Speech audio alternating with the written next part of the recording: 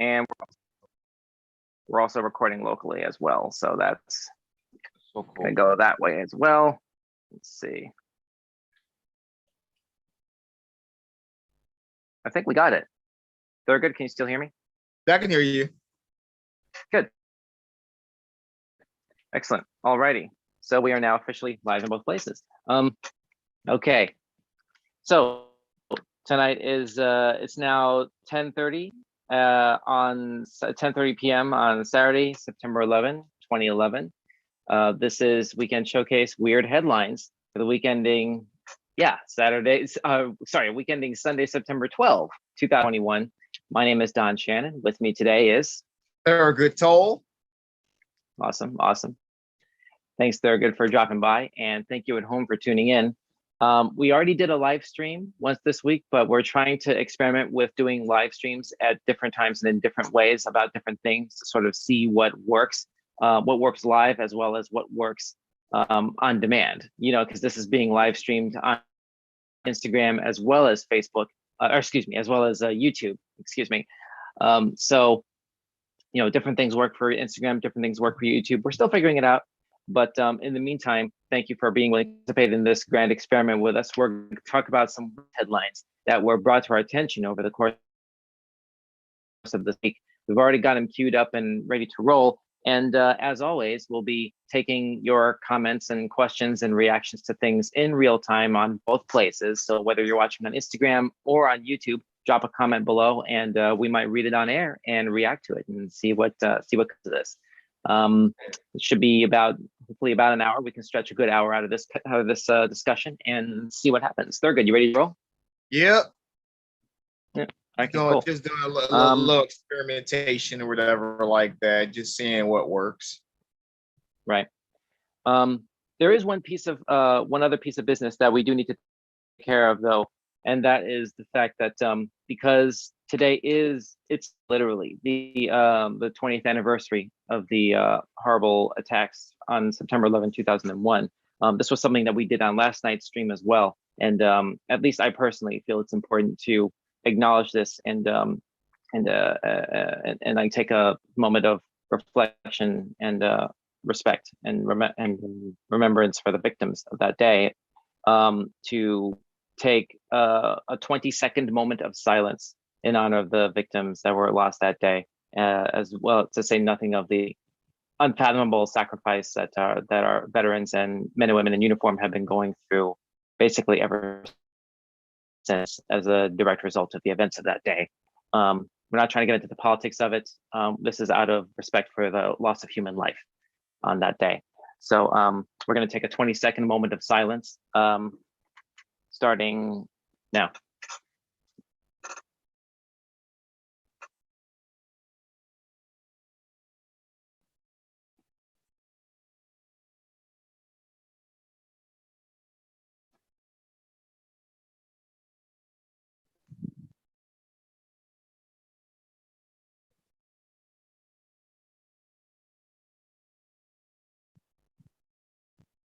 Okay, thank you very much. So back to our regularly scheduled programming. As I was saying, we have weird news headlines that we've already gotten queued up, and they've been collected for us here on our company Slack account. Basically, we've been using Slack to sort of keep track of things that we find as interesting on the internet. That's how we sort of collect our news as well for our live streams on Friday nights. And we're going to go ahead and get started with this piece of information here. This is from UPI. I had never heard of this website before. Apparently, they have a whole section that deals in odd news. Thurgood, have you heard of this website before? UPI or UPI? I don't know if that's. No, I know UPN, but not UPI. Okay. Yeah, it's been a long time. UPN was a network, but anyway, here we go. Let's see what we have here. Okay, if you're black, this is, you know UPN. Yeah, I think we all remember UPN. Well, those of us in our age range, late 20s, early 30s, we remember the UPN network, to be fair. So, all right, here we go. Let's zero in on this. This is from August 20, 2021. Yeah, so pretty fairly recent. Apple II manual signed by Steve Jobs auctioned for $787,000. This is the item in question. This is an Apple II manual signed in 1980 by Apple co-founder Steve Jobs and Mike Markula, the second CEO of the company, was purchased for $787,484 by Jim Irsay. Irsay? I don't know how to pronounce that last name. I apologize.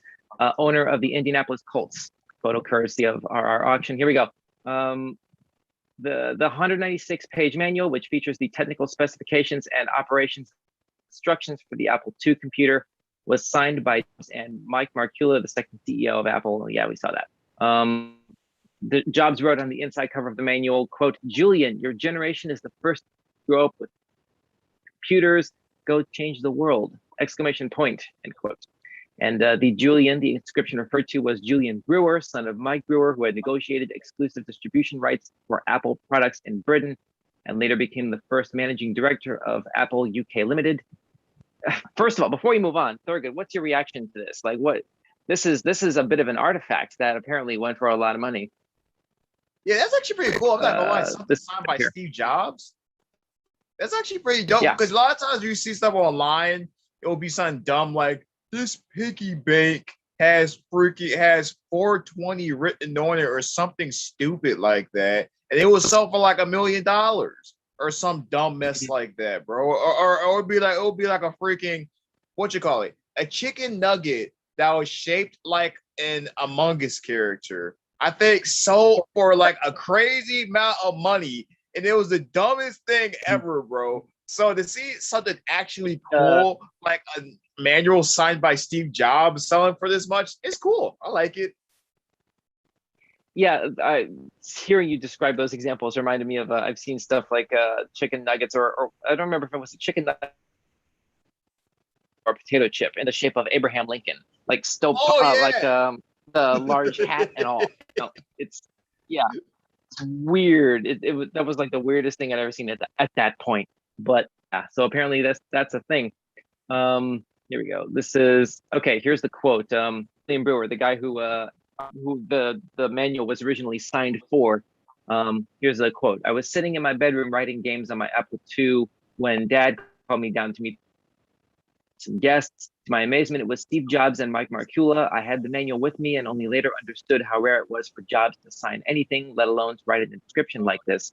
He got on well with Dad, so I feel the inscription was made with care," end quote. Why do I suspect at some point Steve Jobs was hitting on his Aunt May? Oh yeah, you know what I mean? Like, this sounds like a deleted scene from Spider-Man Homecoming, doesn't it? Like a random like tech entrepreneur just show up at your house. You're a teenager at the time, and he takes exactly. Where have we seen exactly this before? You know. But I imagine that was a real mind blowing. I know. Yeah. I know. Hang on a second. So is he selling this manual? Like, what's happened? Like, because I know it's being sold. But if I was the person that had this manual, it would never leave my possession. Yeah, I mean, or at least not for a really, really pretty penny at the very absolute least. Like, that's not the sort of thing. That's the sort of thing that's either an heirloom or like you pay your house off with something like this. Exactly. You know, like that. Which apparently that's enough money to at least make a serious dent in what would otherwise be a major mortgage. Let me see, how much was this? Where was it? $787,000 is what this manual went for. Go ahead and put this up again. So yeah, that thing went for $787,000. There you go. Pretty penny. Vibes Ducky, hey, welcome on the IG feed. Thanks for tuning in. Next order of business. Is his name Vibes Ducky? Yeah. Is his or her name Vibes Ducky? I like that, Vibes Ducky. Is that your favorite animal? I mean, an argument can be made for a wallaby being an interesting animal as well. Here's the next news piece right here. Loose wallaby captured in Pennsylvania, origin mystery. Here we go. Yeah, thanks for that. All right, here we go. This is another UPI news. Exactly. Loose wallaby captured in Pennsylvania, origins remain a mystery. This was posted August 19. The Pennsylvania Game Commission said a wallaby seen hopping on the loose on multiple occasions has been safely captured, but its origins remain a mystery. The commission said game wardens responded to a call from residents Wednesday that the marsupial, a smaller cousin of the kangaroo, had been spotted near a Bethel Township field. I don't know where that is, but let's go ahead and start with the premise. A wallaby just wandering around in the open. My understanding of wallabies basically begins and ends with a Nicktoon called Rocco's Modern Life. Exactly. Rocco was a wallaby. I was just thinking of Rocco, man. Yeah, exactly. I miss that show. I miss that show so much. Here he tried to approach it, but they couldn't get very close, so they used animal immobilization equipment. This is from the Southeast Region's Information and Education Supervisor. These ads keep popping up. Sorry, guys. They were able to secure it, put it in a transport device, and they took it to a wildlife facility where it has recovered from the immobilization. That's a very vague term there. Immobilization. What does that even? What does that even mean? Presumably, this was something humane that they did to control, to be able to relocate this wild animal. The supervisor, Dustin Stoner is the guy's name. Stoner said officials plan to keep the male wallaby at the facility while the investigation into its origins is ongoing. Thoughts on this so far, Thurgood? Well, that dude's name's Stoner, man. You know they used some type of drug to capture that wallaby. I don't think he used that kind of drug here necessarily. He passed the blunt, bro. He passed the blunt. It was game over. Yeah, I very much doubt that. Pennsylvania requires facilities housing exotic animals to be licensed by the Game Commission, and facilities found to be illegally keeping such animals are subject to fines. Officials said no wallabies have been reported missing in recent days. Game Commission officials earlier said that the wallaby might have been an illegal pet that escaped or was abandoned by its owner. So that explains the context for how a likely non-indigenous animal to the region wound up there in the first place. So there's that. Yeah. That's always happening, dude. Animals are always breaking out, just wondering. Oh yeah, sure. Especially wallabies, mostly known for that. Remember, people, help control the wallaby population. Have your wallabies spayed or neutered. Is the takeaway from that? Yeah, bro. I saw like 3 wallabies on the way from work, man. Yeah, I saw because earlier today I saw a wallaby, a cow, and a turtle. Where was this? When was this? Earlier today, man, I saw a wallaby, a steer, or a cow, and I saw a turtle earlier today, man. A steer. That was heifer. Heifer was a steer. I saw a steer. I saw a steer, a wallaby, and a turtle, dude. Nice. Did you help a frog, man, cross the road safely, or like that just in passing? Oh no, I helped the cat. I helped him like cross the road. Cool. The steer kept like dozing off, so I had to like yank his overalls. But I was like, we got there safely. Cool. I'm sure the turtle, he or she, or however the turtle self-identifies, thanks you for that. Yeah. So next item. This is from the TMZ. I'm trying to remember what that stands for. 30-mile zone. We're trying to remember 10-mile zone or 30 miles. What that acronym stands for. But this is another collector's item, not unlike the completely unlike the Apple II manual, but this is a totally different thing. Rare Nintendo game sells for $411,000. Yeah, no. We're not selling wallabies. What are you kidding?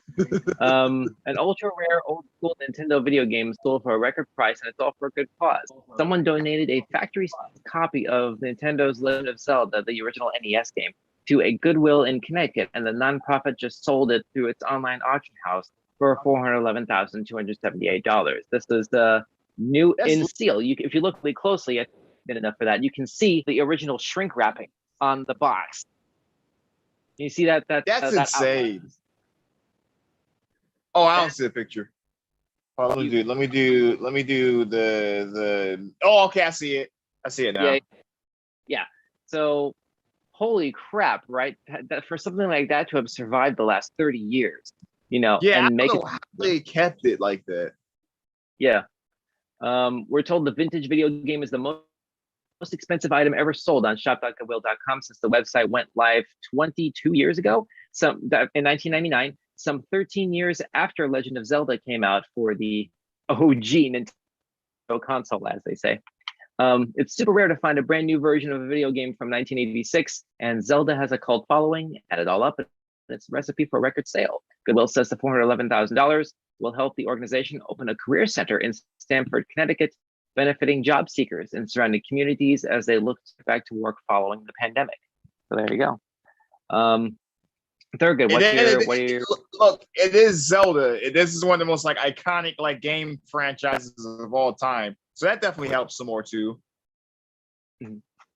Absolutely. What's the most that you would pay for a collector's item that you're really like passionate about? It's hard. It depends on the item. It depends on how much money I have. Like, if I was like a millionaire or something like that, it depends. Because if I had money to throw away like that, like if I had like Jay-Z money or something like that, yeah, I'll throw like $1 million out there for a Legend of Zelda cartridge. Yeah, sure. But it depends. If I want to break bank and be broke by buying this item, I'm not doing that. Yeah, there's more productive usages of money ultimately at the end of the day. But exactly. But this kind of question is really more of a litmus test for someone's individual like fandom for whatever it is. Like there are Zelda fans who would pay, and apparently one did pay a lot of money for something like this. But not everyone would necessarily. So there you go. Because I like Zelda. I like Zelda, but I'm not like a ginormous Zelda fan that would pay that much money for it. Next item. Oh my bad, Dad. Did you hear me? That you would cut out. Pay that much money for a Zelda item, even though you're a fan. Oh yeah. Okay. I thought my thing cut out. Yeah. No, I heard you. I'm my bad. Oh, okay. Got you. So moving on. Next item. This is Florida man opens new business, wins $1 million lottery jackpot on the same day. That's nuts. On the same day that he his business. Here we go. This was posted. This is back on UPI. This was posted on the 8th. That's nuts. What is that? Tuesday or Wednesday? I don't remember the exact date. The exact day of the week, but this is this week. So a Florida man who opened his own auto shop received an unexpected cash injection on his first day of business when he won a $1 million lottery jackpot. Brian Woodall, age 46 of Callahan, told Florida lottery officials he bought his $5 Gold Rush Supreme scratch-off ticket from the Circle K store in Callahan on the same day that he celebrated the opening of the auto repair shop he started with his wife. Woodall says, quote, "I love working on vehicles and it has always been my dream to own my own repair shop. At the end of our first day, I stopped by Circle K to get a few things and picked up a lottery ticket. Just like that, we won $1 million, end quote. Callahan won the $1 million top prize, which he chose to receive as a one-time lump sum payment of $880,000. Good luck dealing with the taxes on that. The Circle K store received a $2,000 bonus. The Circle K store received a $2,000 bonus commission for selling the winning ticket. So, okay, let's just skip right to the personalization part of this. Thurgood, what would you do with $1 million? I would, first of all, I would pay off my student loans, which is around $30,000. Hey, if anybody in the audience, if you guys want to help me out, wink. But okay, oh, yeah. I would pay off my student loans. Yeah. Oh, you said what? Let's put your Cash App in the comment feed on Instagram and YouTube. Oh, exactly, bro. If y'all want to drop $1 million dollars. Oh, sure. But keep going. Yeah, bro. So I would pay off my student loans. I would give my mom a big chunk of it. And I would invest a lot of that money. I want to be like a lot of these like rappers and other people that are like, oh yeah, I'm gonna waste I'm gonna buy like a $500,000 gold chain and then I'm gonna buy this expensive car and a mansion. No, bro. Well, I'm not getting a mansion or anything, bro. I'm gonna be smart with my money. So I'm gonna sit there. I'm gonna invest a lot of that money. I'm gonna give a big chunk of that money to my mom, And then I'm relaxing for my life. I'm gonna relax. I'm gonna invest in my YouTube channel, Thurgy Thurg at youtube.com. Shameless plug. Wink, wink. Shameless. But yeah, that's what I'm doing, bro. I'm just gonna work on my YouTube channel, and then I'm gonna chill and relax and enjoy my early retirement at age 25. At age what? At age 25. 25. I'm doing I'm doing with $1 million. And investing in real estate. I'm definitely investing in real estate. Oh no, that's what I said earlier. I said I'm investing. Yeah. But I mean, in what though? You're doing stocks? Because like you got to make that money work for you at that point. Oh, dude, I'm doing like real estate, bro. I'm gonna read into investing in real estate. Okay. That's probably better anyway. That's a tangible good that, like we're never gonna really lose sight of the value of land. You really should have your own land, to be able to build off of, really, at the end of the day, as opposed to like intangible resources like stocks. Like the value can sway wildly in either direction a lot of times. So that's a valid thing. I am not messing with Bitcoin. Nope. Yeah. Those of you who are watching live on YouTube or Instagram, what would you do with $1 million? Drop a comment below on either feed, Instagram or YouTube, and we might read your reaction live on air. Let's move on to the next topic. So we're moving right along here. We're just powering through these topics. Here we go. So this is another charging through it. Companies. Oh my goodness. Okay, we're gonna go ahead and just read this right from the source right at the outset. Here we go. This is back on UPI again. This is from Wednesday, I believe this was the 9th. Thursday. Company seeks candidate to make $1,300 by watching 13 horror. Okay. Oh, that sounds like a dream job. Exactly. Or a dream job. I would do that. Or a nightmare job when you think about the context here. They're singling out horror films. So you gotta, So the company is seeking a horror fan to pay $1,300 to watch 13 creepy classics and monitor their heart rate to compare the fear factors of high and low budget film. Finance Buzz, a financial advice website, announced that it's seeking a horror movie heart rate analyst to watch 13 horror films with varying budgets and compare the scares from big budget movies to their low budget counterparts. Okay, so this is some sort of a focus group, like a very extremely limited sample set for some sort of a scientific study is what this sort of is being presented as. It's a financial advice website, but they're trying to commission somebody whose sole job it is to watch movies and figure out how like their heart palpitations happen as a result of the visual and auditory stimuli that they experience from these movies. Just binging over a dozen movies, presumably in a row, or like I don't even know if that would like. Could you watch 13 horror movies in a row? I don't think I could. I would need a bathroom break somewhere in there. Like you could do that 13 in a row. Just I would have to use the bathroom. I would if I could use the bathroom in between or something like that. Yeah, definitely. Because I'm definitely not watching this movie like in a diaper. But like honestly, horror movies aren't scary to me. Like horror movies aren't scary. They're just funny. They're hilarious. Like the gore is awesome. But like I guess because I grew up on like Mortal Kombat as a kid. But but I was about like horror movies. I was gonna say there's more to the horror genre than Freddy and Chucky and like franchises like that go out of their way to inject laughs into the gore, which is kind of like, you know what I mean? Yeah, because it's just funny to me. It's like even movies that are supposed to be like creepy or whatever like that, they're just funny like to me or whatever like that. Like I remember when I was like in 5th grade, my mom showed me this like werewolf movie. And it was awesome because the werewolf like went up and like ripped somebody's eye out. He like stuck his finger right here, and he like and hooked that junk got and ripped it out, bro. And that joke was awesome, bro. And then when I was a kid, I was popping off. I was like, "Yo, this is sick, bro." And how old were you during this? How old were you when you saw that? When that happened. I was like 11. No, I was 10 or 11 years old when I saw that. I was like, "Bro, that's awesome." Okay. That explains the lock the hop skip directly into Mortal Kombat from there. Yeah, exactly, bro. It was awesome. I was like, bro, I would do that. As long as I can use the bathroom, I would do it. Okay, fair enough. Me personally, I don't think I could do that.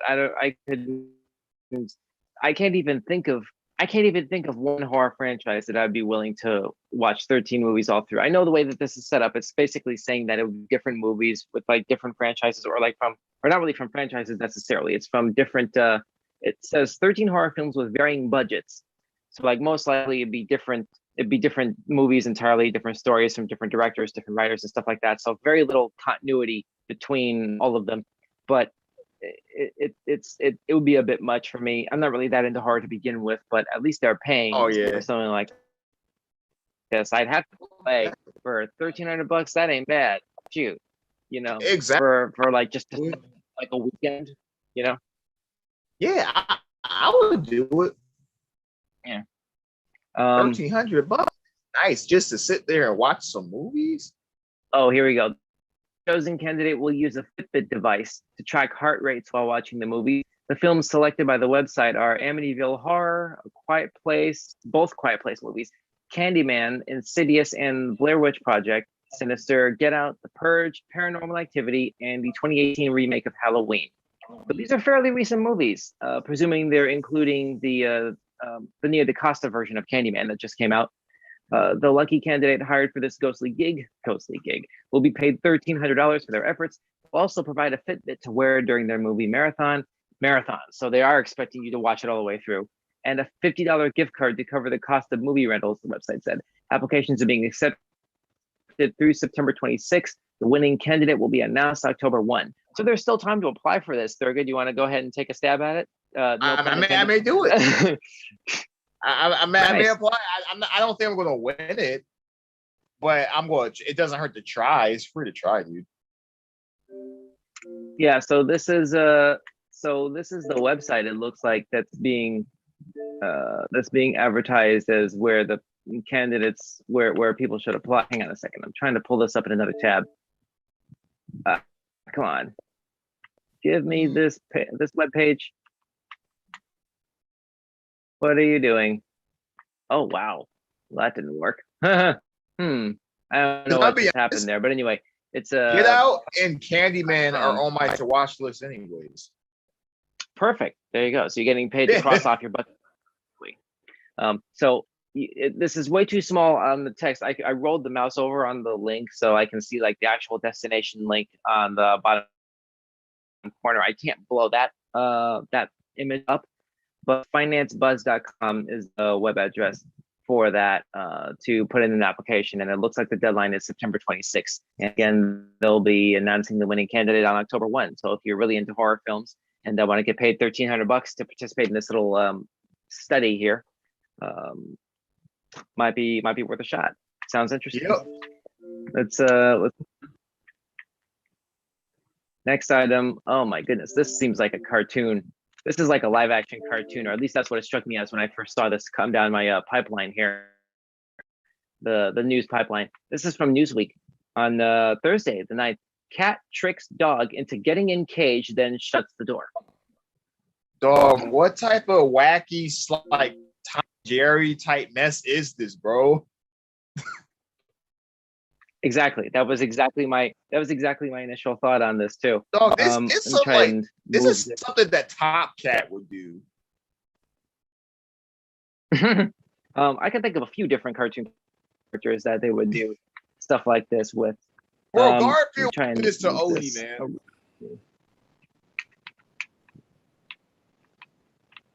Huh. Bro, Garfield would totally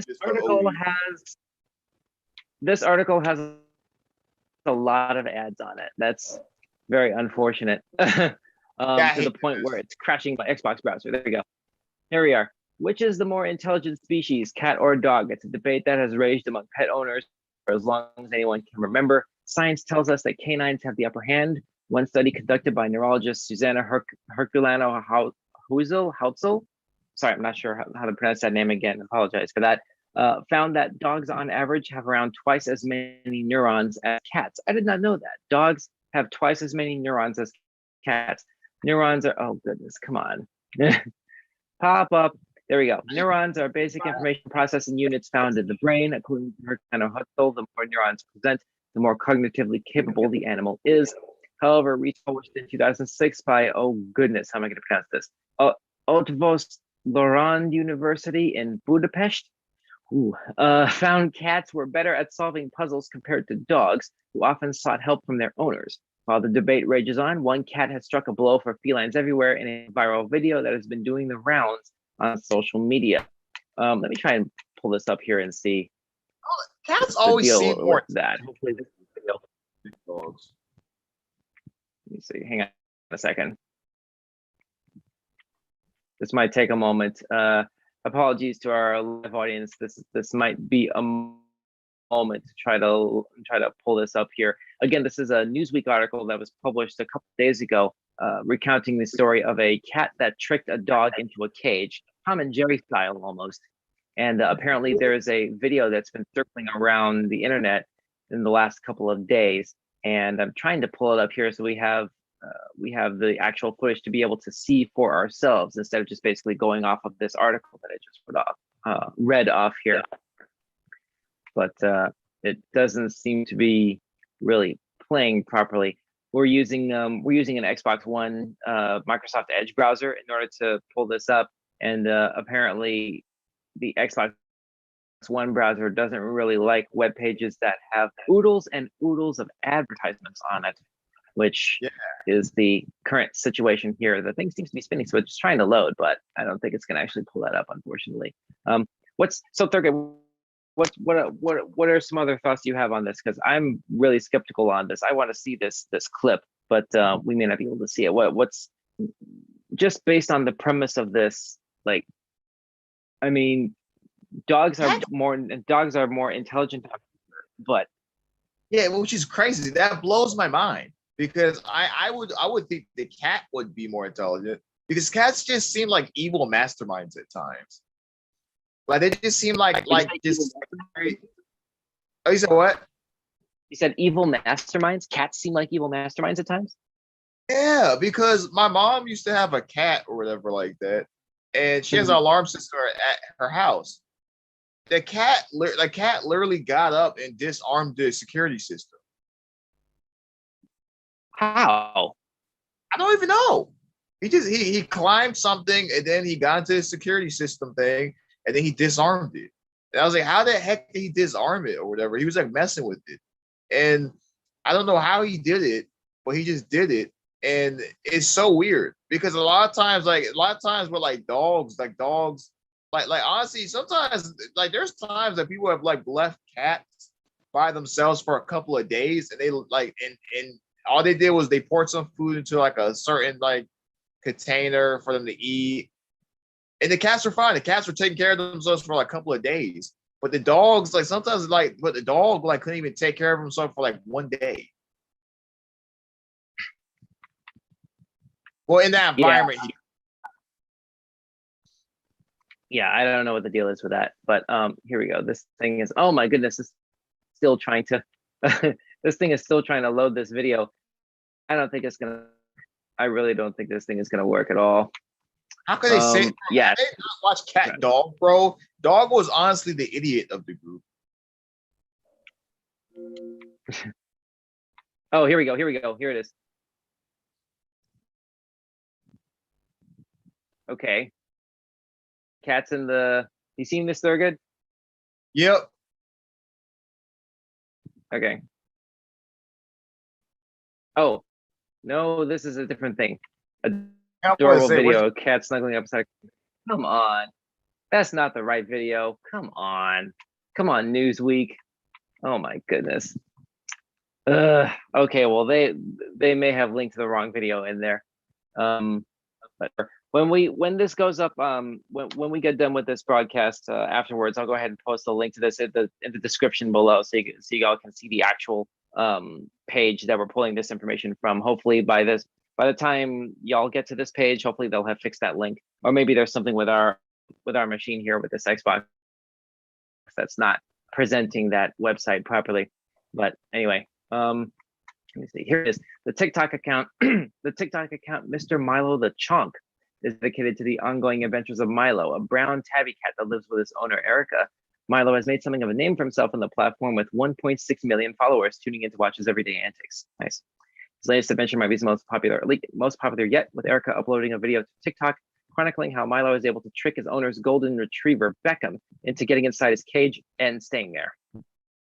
It evidently struck a chord with cat lovers and animal enthusiasts. Oh, wow. There it is. Animal enthusiasts racking up more than 14 million views in a matter of days. So there we go. This is, oh, okay. So this is, yep, that's the TikTok link. Okay. Let's see if that does a better job here. Will this work? I really hope we can get this video to work here. It's already taking too much time. Darn it. You know what? Never mind. We'll go back to plan A. We'll post the link in the description below. So if you want to investigate and see this for yourself, you can. Yeah. But we do have to move along because this is taking way too much time to pull that together. In any event, let's see. Let's close that. Can we close this, please? I guess we cannot. Huh. Can we get back to the resources area, pull in the next news piece? Or I guess this browser is going to outright close down. Let me see something here. I'm going back to the main dashboard here on my company Xbox here.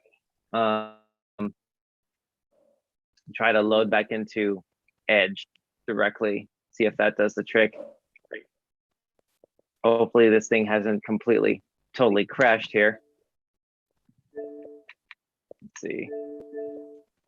Man. Okay, I think in the future we're going to need to use a stronger computer instead of just patching this in through the Xbox. It seems to be creating visual difficulties and inconsistencies. But in any event, that seems to be basically the entire story. It seems, without being able to actually see the video. Thurgood, are you trying to pull it up on your end? Thurgood. Uh-oh. Thurgood, still there? Thurgood. Earth to Thurgood. Can you hear me? Okay, we seem to have audio difficulties with Thurgood. A lot of interesting things seem to be occurring tonight.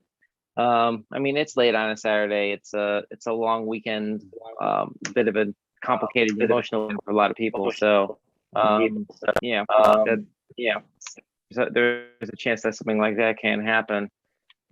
Things go wrong. Things go wrong in live streams. You know, these are human moments that occur from time to time. It is what it is. But there you have it. Yeah, this thing isn't going to let me do this, unfortunately. Well, you know what? We're kind of stuck here because it doesn't really. I don't think this thing is going to let me actually get back into that tab. But oh, there you are. Thurgood, can you hear me? Yeah, I can hear you. Okay. Yeah. So we're basically at a point where the Slack page. Yeah, here we go. Yeah. Yep. The browser completely crashed. We just broke the Microsoft Edge browser. Holy crap. So yeah, we're gonna have to. I'm gonna have to restart this browser here. And yeah, let's go ahead and do that for now. But it was the doggone cat. Yeah, exactly. But anyway, while I go ahead and fix this, Thurgood, what else has been on your mind that's been happening in like pop culture news and stuff like that for this past week? What's been on your mind that's worth talking about? Dude, I don't even know. Wait a minute. Well, we had a lot of interesting trailers come out from Sony's event this past week. Yeah, a couple of that we did last night. Yeah. I forgot about that event. Yeah, that event was good, dude. Because that was amazing, man. Like there are a lot of games, like even though I'm gonna be honest, I was a little deflated because I really want to see Parappa come back. I want to see Parappa the Rapper come back, Ape Escape, like all those old like Sony IPs come back. I don't think they're coming back. It's to the point that I'm starting to think that PlayStation, even though PlayStation is like not really for me because it doesn't really like cater to my taste. There are some great games, dude. Like the Wolverine game looks sick. We saw a teaser, but I'm excited. Insomnia Games doing a Wolverine. Yeah, and apparently there's some sort of like a Marvel Games universe that they're working on to connect that and Spider-Man. Apparently there's I'm intrigued. Yeah, so I hope they can stick the landing on that. Oh my God, that's going to be game changing if they, yeah, pun not intended there. Exactly. If they manage to, if Insomniac manages to pull this off, and especially the way that this is being put together, it looks like they're poised to succeed where Square failed with the Avengers game, because they tried to go out. If these guys manage to knock that out of the park, holy crap! You should have seen like the Spider-Man 2 trailer, like the reaction to that. Everybody when first show Spider-Man, they're like, "Oh, please don't be Avengers! Please don't be Avengers!" But lo and behold, it wasn't Avengers. My mind is still blown at the fact that that the PlayStation crowd gets the Spider-Man DLC exclusive to Sony, exclusive to the PlayStation. We don't get it on the other platforms. It's like, really. And that's what I was trying to tell Andrew, because I was trying to tell Andrew that because there's because the PlayStation game. But then I was like, Andrew, like you're talking about Alliance 3 is a Nintendo Switch exclusive, and it has not only Spider-Man, but it has Spider-Man. It has Gwen. I think it has Gwen Stacy in it, and it has Miles Morales. Yeah, I remember it had Miles too. I saw some cutscenes with that as well. And Andrew, you're name dropping Andrew Alston, our former colleague from a couple seasons ago. Yeah, or last season actually. He was with us for a hot minute last year too. Good people. Hope he's doing well. No excuse for this freaking Spider-Man PlayStation exclusive bullcrap. And he's not even out yet. We haven't even seen gameplay of him yet. Well, okay, so I seem to have the Slack room up. I had to reset the entire browser, but we should be basically about ready to roll here. There we go. Okay, let me go ahead and turn the camera perspective back on here. Okay, so this is kind of similar again. Jar of Elvis Presley's hair auctioned for $72,500. Where are these weird auctions coming from? Dog, people are weird. Look, at first, the dang old manual signed by Steve Jobs, that was dope. Mm-hmm. But when you start paying that much money for somebody's freaking hair, bro, you're just weird, bro. I'm sorry. You know what? I saw a news report about someone had sold for, I don't remember, it was like easily six figures, an empty plastic bottle, water bottle that supposedly contained air from within the Staples Center during Kobe's last game.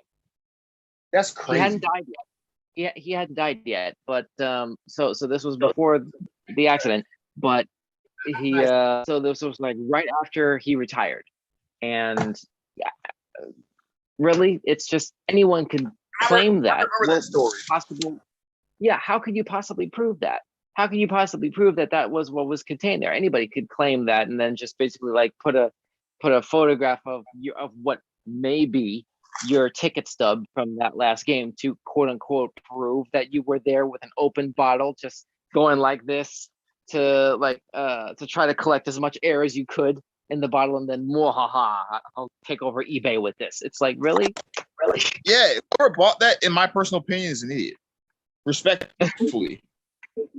I think whoever bought that is just a Nimrod, respectfully. I mean that in the most respectful way possible. You're an idiot.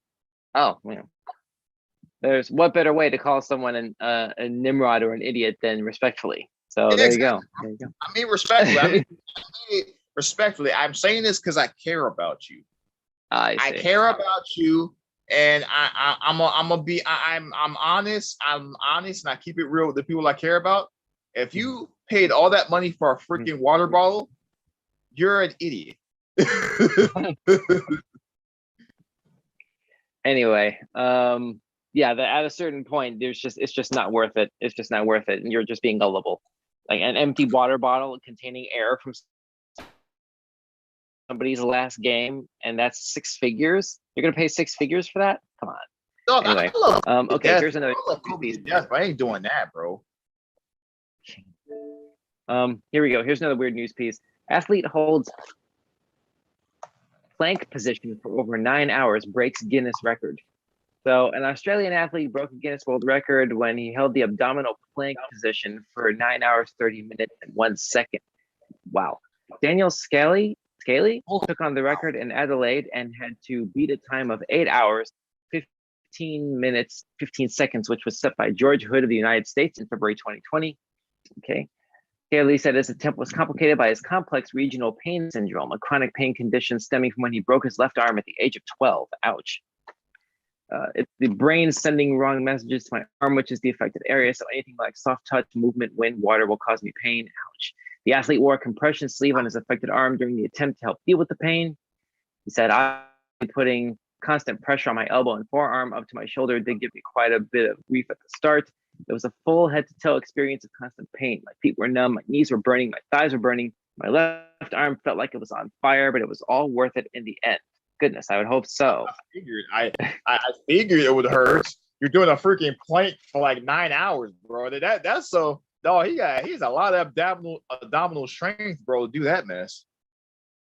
Yeah, absolutely. Yeah, because we used to do planks before. We used to do planks. Is that it? Yep, that's it.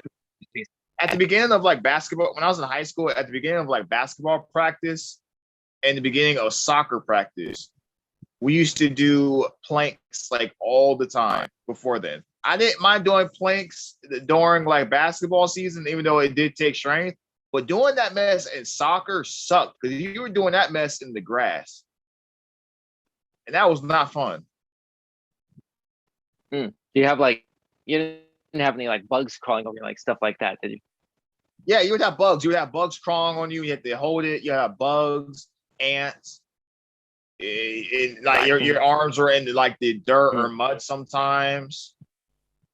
And then you had your teammates being like freaking idiots or whatever. It'd be funny if I shoved your face in dirt. Just idiots. I'm like, oh my goodness. Yeah, that's a bit much. But anyway, here we go. Here's an interesting one. 14-year-old aspiring engineer in New Jersey used a 3D printer to create a prosthetic hand for a friend who is missing multiple fingers. Oh, that's dope. Nice.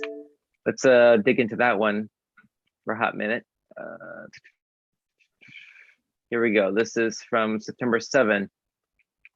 A 14-year-old aspiring engineer. Oh, here we go. Sammy Salvano, 14, of Medford, said he spent most of the summer designing and 3D printing a prosthetic hand for his friend Ewan Kirby. Kirby said Salvano's invention allowed him to pick up his mother's car keys for the first time. The homemade device offered a low-cost alternative to commercial prosthetics, which can cost between $3,000 and $30,000. Sharon Salvano, Sammy's mother, said the boy has had an inventive streak for his entire life. Salvano, who is entering 8th grade, said he hopes to attend Drexel University and pursue a career in engineering. Goodness, this thing getting headlines, that shouldn't be too hard to do, especially. This is a demonstrated proficiency for this kind of engineering. Go ahead, Thurgood. If they don't accept them, they're stupid. That's their law. This is some Tony Stark level of engineering right here, theoretically. Let me see if this video will actually work without breaking the internet. Here. So we're talking about this 14-year-old designed a prosthetic hand for a friend and is looking at going to school as an engineer. I thought it said, hang on, make sure I get this right. Oh shoot, the whole thing just crashed again. Oh man. Yep, the whole thing just crashed. Yeah, for future reference, embedded videos do not work. Here it is. Embedded videos do not work on here. Yeah, he's pursuing a career in engineering at once he enters university level. This video is not being loaded right. Oh well. Well, you know what? Let's have a brief conversation about this 3D printing stuff, because that's another thing. I've been seeing a lot of that in the news lately. It's Thurgood, I'm sure you have as well, about 3D printing technology. And over the last several years, people have found some really constructive as well as destructive, depending on the usage, ways of utilizing this technology. There's a serious political conversation that could be had about the negative repercussions of being able to manufacture anything at home. But there are a lot of positive applications, not just this. Like I've seen reports where you can actually basically 3D print anything if you have the right material going into it and you have the right 3D printing technology. Thurgood, well, if you had a 3D printer, what would you make? Dude, I'll probably try to make some shoes.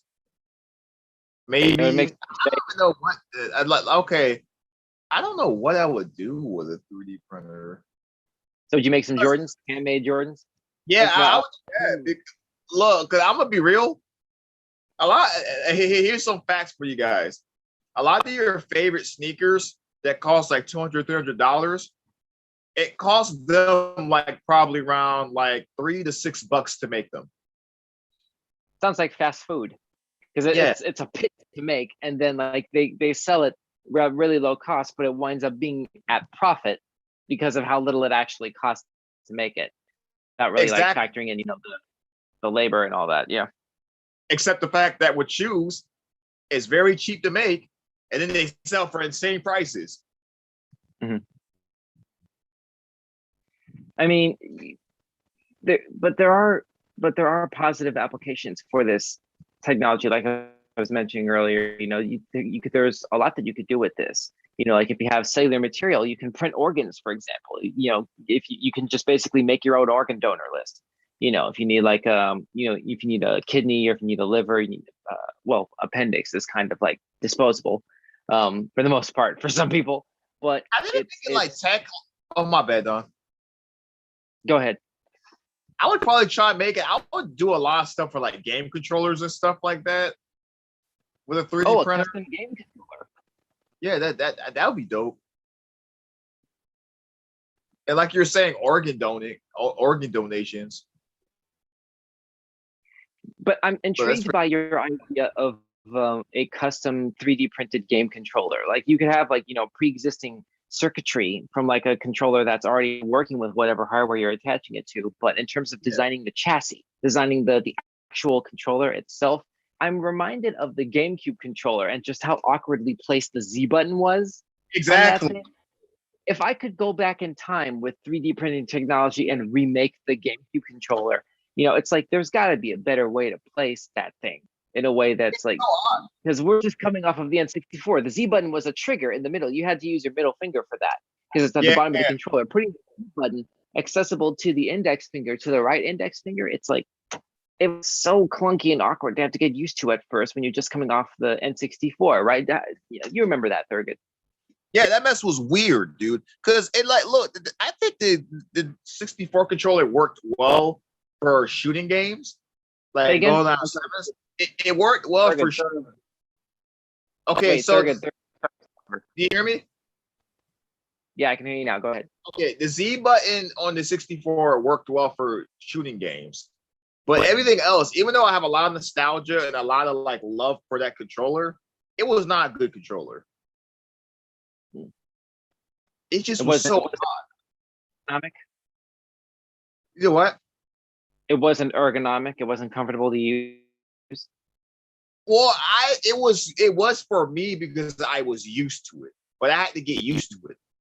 It's not like, in my personal opinion, it's just the way that it's designed is just so strange and odd. How they did that. I think that and the Dreamcast controller, to me, if I'm being objective, I don't think they're good controllers.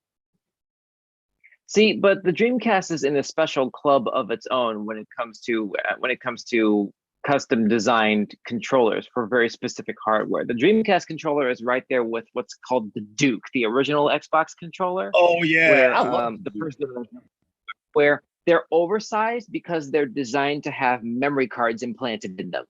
Like they had to have room for that technology to be put in and have it be like, ejectable and all that sort of thing. That's not normally done with controllers. Usually, like back in those days, you had physical memory cards and stuff like that, as opposed to having everything put on a hard drive. You had to have room for that built in. So of course it was going to be big and unwieldy. Oh, of course, because what you call it, the Dreamcast controller had the VMU, and the VMU was it? I'm trying to remember what that stands for. The visual or virtual memory unit. What does the V stand for? Remember. I think it was visual. It may have been like visual because with that or whatever like that, it was cool because you could play like little mini games on the actual memory card. Right. Remember Sonic Adventure? The Sonic Adventure games, you could take care of your Chow, the little virtual pets you can play the game. Basically, you could take them on the memory card, which had its own little directional pad and buttons and stuff like that. It was a little miniature. It was a miniature Game Boy, basically, that you could just carry with you, make progress, however you can. And then when you get home from school or whatever it is, plug that puppy back into your Dreamcast controller and boot back into the main game, and you have all your progress imported. So there you go. Yeah, that's freaking dope, dude. Yeah, Don, it was visual. It was visual. You got it. It was visual. Yeah, okay. It was visual memory unit. This is just reminding me of just how far ahead of its time the Dreamcast was. Is that you have your GameCube controller right there? Perfect. Show the people at home. Show the camera. Like, okay, that's your. Okay, so this is a Smash branded controller, clearly. Super Smash Brothers branded, and that purple button right there. Yeah, that purple button right there is the Z button, and just how awkwardly. Okay, pull it a little bit. pull it back. But yeah, that's the Z button right there, and it's just really was very strangely placed. And for the first few months, it really was something to have to get used to. Heels of N64, but it does. But there are a lot of games. Go ahead. Oh, my bad, Don. What do you think? Okay. Sorry about that. Just for context, just like what Don was saying about how awkward the Z button was. Mm-hmm. When I play Smash Brothers, even though I'm used to this because I grew up on Melee and you couldn't configure your buttons for Melee, I'm used to this.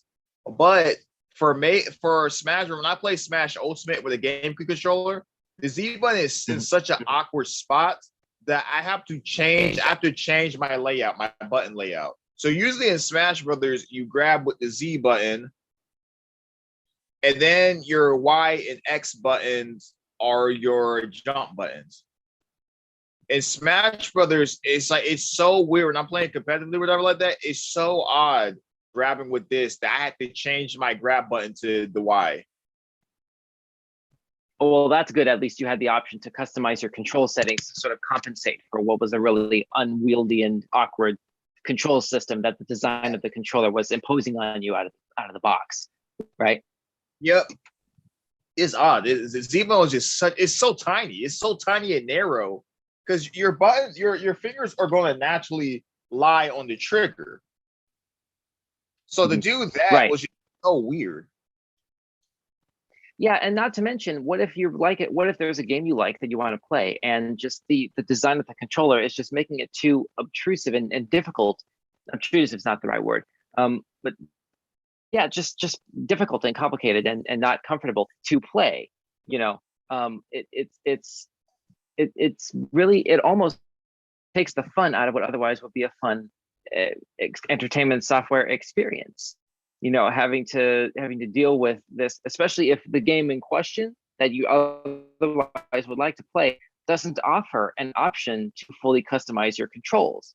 If you go into the options, you go to controller settings, and it has preset options for like default, preset for southpaw, preset for certain things where like you only have you have movement controlled with one stick and you have camera controls with the other stick, but you only have the option to switch back and forth. You can't remap the buttons. You're stuck with however the game chooses to interpret the default control scheme, with whatever controller you plugged into it. And it's like, if you're dealing with a situation like that, it's almost not worth playing the game more. At least in my humble opinion, it wouldn't be. And that's hard to admit, but sometimes it's just it would have been great to be able to make your own controller. Go ahead, Thurgood. Yeah, and because Don, you remember, man, a lot of the Super Nintendo games used to be like that when they had like you were saying, the different presets, because it would have Type A, Type B, Type C. Right. Nah, Sega Genesis games were especially notorious for this mess. For the Type B, Type A, Type B, Type C thing, where you're just sitting there, he's like, I don't like any of these control options. I'm just going to pick the one that sucks the least. Like that's what you were pretty much like. It was like, oh man, I used to hate that mess. We'll move on. We have we just crossed the 1 hour mark in the stream. We'll do one more news piece and then we'll shut it down. But before we move on to the last for the night, I gotta ask, like, Thurgood, as not just as a gamer, but as a consumer, do you ever stop and think about how completely, utterly spoiled we are at this point in this culture's existence, in gamer culture's existence, from a software options perspective in terms of the game library possibilities, from a technology perspective, from a controller perspective? Basically everything lets you customize controls now. At the very absolute least, on PC games, you definitely can't. We didn't, like you just said, talking about the Sega Genesis games from way back when, 30 years ago. We had no options way back when. We are so spoiled now culturally. I fear we may have lost sight of that. Like, what do you think about that? Yeah, especially because I was thinking about this back in the day, especially like back in the day, when we were grown-ups and stuff, we can just go up and buy whatever game we feel like it. Or if I want to play an old game, I can go online and I can basically get it for free because of emulation. Back then, we didn't really do that. Like, I didn't have access to emulation and I couldn't get whatever game I wanted. So I just basically played whatever game my mom bought me or my dad bought me, whatever like that. And then back then, like you were saying, we didn't have that many options. So whatever controllers we use were ones that we just either got or that were available to us. Like, people weren't really hacking. Like, even though people were hacking these systems back then, these were relatively new consoles. So people were still figuring them out. So we didn't have all the customization that we have now. We didn't have all these games coming out like crazy. Like, even on my Switch, I have 200 freaking games on my Switch. And I haven't played like 90% of them. Because they're all like actually like purchased from like the Nintendo shop. Yeah, purchased from the Nintendo shop, eShop. Some of them are physical, most of them are digital. But like you were saying, we have so many options, dude, nowadays.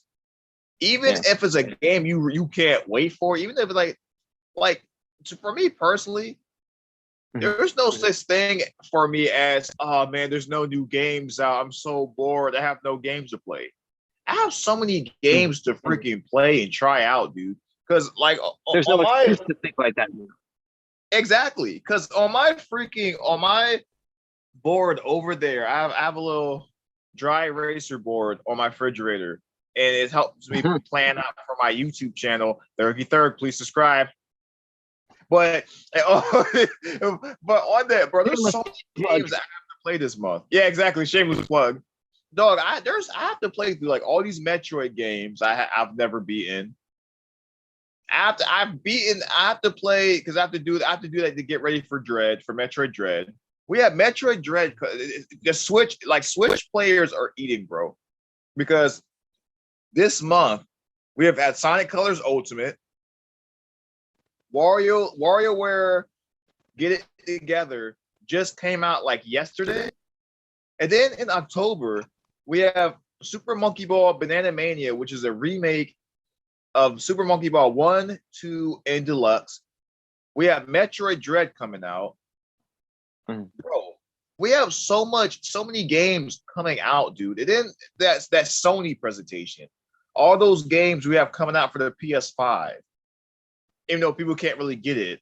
Well, we have so many games out right now, bro. Like, if you can't find a game to look, if like honestly, if we're at the point right now that back then we heard about games either through commercials or through word of mouth or through a magazine like Game Informer. I learned about games through Game Informer. Nowadays, you can just hop on YouTube. You can watch somebody talk about it online. You can go through forums. You can go on social media. Bro, gamers are just, we're so blessed with how we can find new games nowadays. We didn't have that back then. Yeah. Truer words are never spoken. I completely agree. Let's move on and wrap this up. Yep. Let's see. Next topic. This is bizarre. This is from NPR. How a beloved giant rat won free speech rights. What? This feels like a political thing. We try not to cover politics on this show, but we'll see how careful we can be with that. This is from, okay, this is August 6th, so it's a little dated, but not too terribly. Here we go. AC work. Rats are freaking animals. What are you gonna do? Throw them in jail? Oh, what? No, this looks like a balloon. What the? Yeah. Balloons don't talk. Hang on a second. AC Wartspaw, an organizer from the International Union of Operating Engineers, Local 150, and a couple of construction workers are protesting on a sidewalk in Chicago in late July. They're flanked by a 12-foot tall inflatable rat named Scabby. It has pointy teeth, red eyes, and depictions of oozing pus-filled scabs on its belly. Okay, thanks. According to a recent decision from the National Labor Relations Board, this giant rat and its brethren across the country now have free speech rights too. Giant inflatable rats have been used for decades as a widely recognized symbol of a labor dispute. Oh, I get it. But last year, the board signaled they could be persuaded to outlaw their use in certain situations. What was that? Also, okay, this is starting to make sense some more. Right. Wartspaw's union, the Local 150, claims it invented Scabby to protest labor issues almost 3 decades ago. The term scab is slang used by unions to describe strike breakers. It started with a simple rat drawing on a protest sign. It elicited so many questions from passersby that the union started making rat costumes for members to scamper around in. The costumes were hot and impractical, so they commissioned giant inflatables inspired by ones on used car lots surrounding the union hall. Wow. Yeah, there it is. This is that's one way to get your point across. It's either that or a wacky inflatable arm flailing tube man from the wacky inflatable arm flailing tube man emporium and warehouse off of Route 2 in Weekapaug, which I don't think would have the same effect.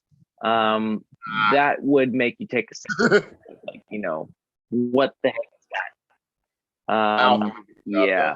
So there you go. So it definitely gets it definitely would get my attention driving past it. I know that much. Exactly. Me too. There you go. Thurgood, what's your take on this? This is just so wacky and funny, dude. At first, I'm not gonna lie. Whoever made the title for this article deserves a raise. Because at first I was like, bro, what the freak are y'all talking? I thought it was like they were talking about a literal rat. Like I thought a literal rat was like fighting for free speech rights. I was like, bro, what the heck is an animal, dog? Like what are you talking about? Animals could communicate with each other, but still. Yeah, it was kind of a loaded title that's easily misconstruable, but you know what? It got you to click. It got me to click. So in that sense, it did its job. It did. There you go. I'm gonna say, cool. Bro, what y'all gonna do? Y'all gonna throw a muzzle on the freaking rat, dude? Like, what are y'all doing, bro? Shut them up? Like what? I don't know, man. I don't know. Your guess is as good as mine. Anyway, all right. That's gonna be it. This basically should be about the end of this particular stream. That's all the topics we have. Is what I'm.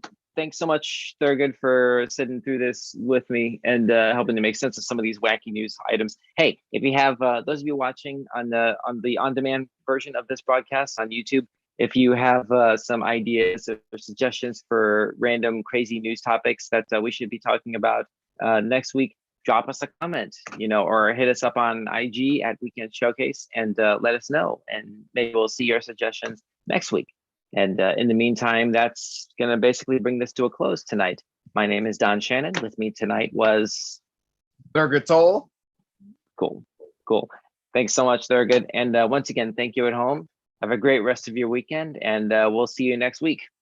Good night. Later. Bye-bye.